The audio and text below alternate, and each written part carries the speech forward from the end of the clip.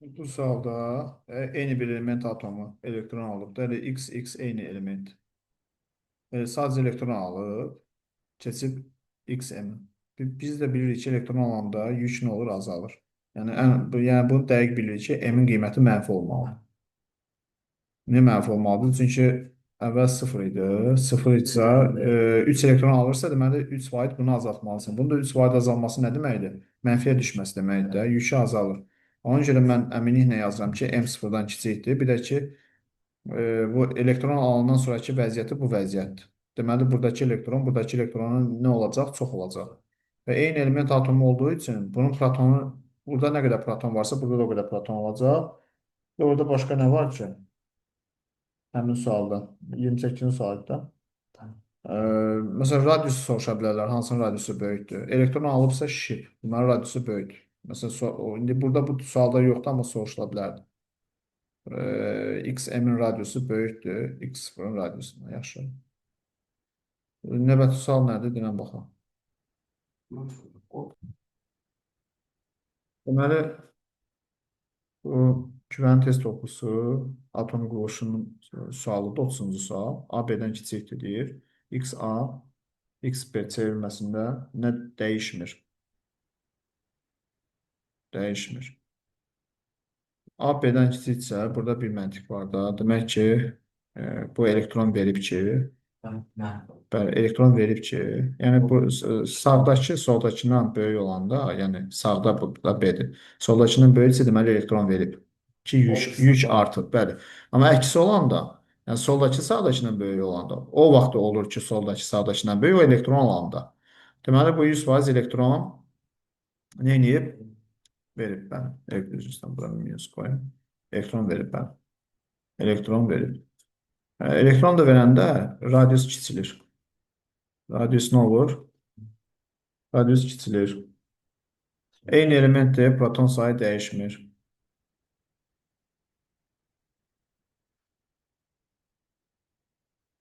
Neynəmir? Proton sayı dəyişmir.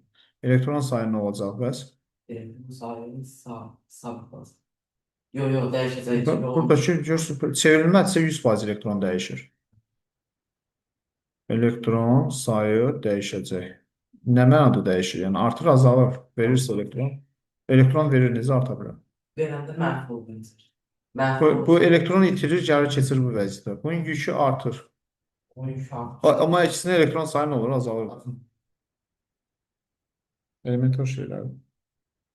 Sonra sual var.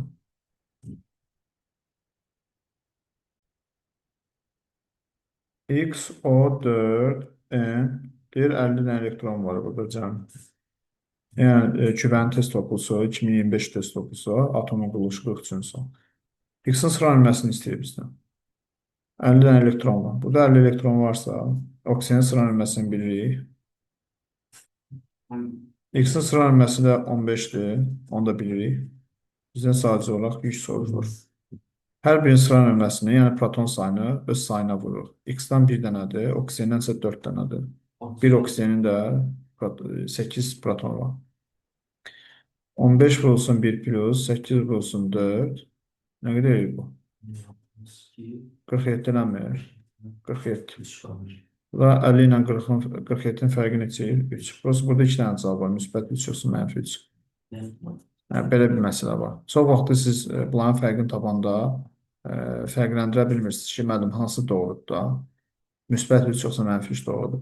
Belə vəziyyətdə vəziyyətdən çıxmağın bir dənə yolu var. Siz bunu həmişə hesablayırsınız. Bax bu hissə hesabladığınız normal qayda sizin bu protonunuzdur. Nədir? Proton. Amma proton elə bir ki, 47 tapmısınız. Elektron isə o bizə verib neçə? 50. Əgər proton elektrondan kiçiksə, burada bir dənə məntiq var. Deməli, mənfi yüklüdür. Mənfi yüklüdür. Yaxşı. Yox, əgər proton elektrondan çoxsa, demək, müsbət yüklü olacaq. İndi sizdə də görürsünüz ki, elektron protondan çoxdur. Deməli, mənfi yüklü. Doğru cavab, mənfi olan cavabı götürürsünüz. Yəni, B variantı. Keçin növbəti sual. 66-cı sual atomun quruluşu güvəndə. O biraz çətin görsənsin bu sual dostlar. Maddələr verilib, neutron, hər birinin neutron da nisbi kütləsi də verilib, ZT3-sində, X3Y2 maddəsi içində və ümumilikdə proton sayı da verilib. Biz qaydanı necə bilirik dostum? MR nəyə bərabərdir? Protonla neutronun cəminə bərabərdir. Düzdür? Və X3Y2 maddəsi üçün MR2A-dır. Proton bilmirik də. Məsəl üçün də, nə bilim, yazaq X. Neutron nə qədərdir? A. Onda bunun neytronu nə qədər eləyəcək? 2A-dan A çıxanda. A eləyəcək, düzdürmü? Bu düstura əsaslansaq, X3Y2 maddəsi üçün 2A-dan A çıxanda, yəni kütlədən C çıxanda, neutron çıxanda protonu tapmaq olur. Yəni bunun protonu elədir A sayda. Gecə indi ZT3 üçün eləyək. Onun da kütləsi yenə 2A-dır. Hər ikisinin molekul kütləsi, nisbi kütləsi 2A-dır. Və bunun da neytronu A plus 2-dir. Bunu X1 götürək, bunu da X2 götürək də. Bunun protonu X1-lə, bunun da protonunu X2-nə hesablayarıq. Və bilirik ki, nisbi molekul kütlə proton neutronun cəmidir. Bunun protonunu bilmirik X2, neytronu bilirik A plus 2. Buradan da X2 necə tapmaq olar? A minus 2. Düzdür? A çıx 2 eləyir də. 2A-dan çıxırsan şeydə A plus 2-ni. Orada da qalır A çıx 2. X1, X2. Bunların ikisinin cəmi deyir ki, protonların cəmi 98-dir. Onda X1 plus X2 98 olduğuna görə A plus A minus 2 bərabər 98. Anı da neçə tapırıq? 50. Elə ki, anı 50 tapdıq, uşaqlar. ZT3-ün neytron sayını artıq bilirik nə qədər olacaq. Neytron ZT3 üçün A plus 2, yəni 50 plus 2, 52. Və MR də verilib. ZT3-ün MR neçədir? 2A da, yəni 100, düzdürmü? Adı, 2A-dır, adı 50-dir. 2-ni 50-yə vuranda 100 alırıq. Biz də bilirik ki, protonu tapmaqdan ötürü MR-dən neytron çıxır. Proton ZT3 bərabərdir 100 çıx 52. Bu da nə qədər edir? 8 edir. Düzdürmü? B variantı. 66 da yaxşı.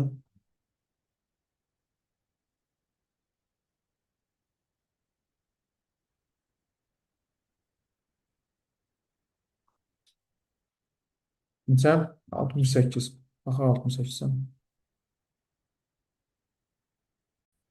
Sualda Güvən 68-ci sual atom quruluşu bölməsində. X-in sıra nömrəsi 17-dir. Oksigenin də sıra nömrəsi neçədir? 8-dir, düzdürmü? Və ümumi burada 42 elektron var. Eni müəyyən edin. Yəni bu oksigen indeksini müəyyən edin. Bu da mənfi yazı varsa mənfi 1 deməkdir dostlar. Və 17 hər birinin protonunu, yəni proton sayını öz indeksinə vurmaq lazım. Bu 8x-in indeksi deyil bu arada, oksigenin proton sayıdır. Yəni x-in sağ tərəfində heç nə yox idi. Mən sonradan yazdım 8-i bura. Yoxdursa 1 götürürsünüz. Yəni 17-ni 1-ə vurursunuz. 17 plus 8-i n-ə vurursa 8-in. Və yük mənfidirsə onu da əlavə edirsiniz. Yox, müsbət olsa çıxırsınız həmişə bu. Bərabər edirsə 42-yə, bu qədər bəsit. 8n bərabər 42-dən çıxırsan 18-i. Dəqiq çıxar. Yox, 4 deyir. 50 bərabər 3. N də neçə eləyəcək? 3. Deməli, formulumuz x o 3 mənfiymiş. O da bizdən onu soruşur. Yaxşı. Keçən növbəti sual.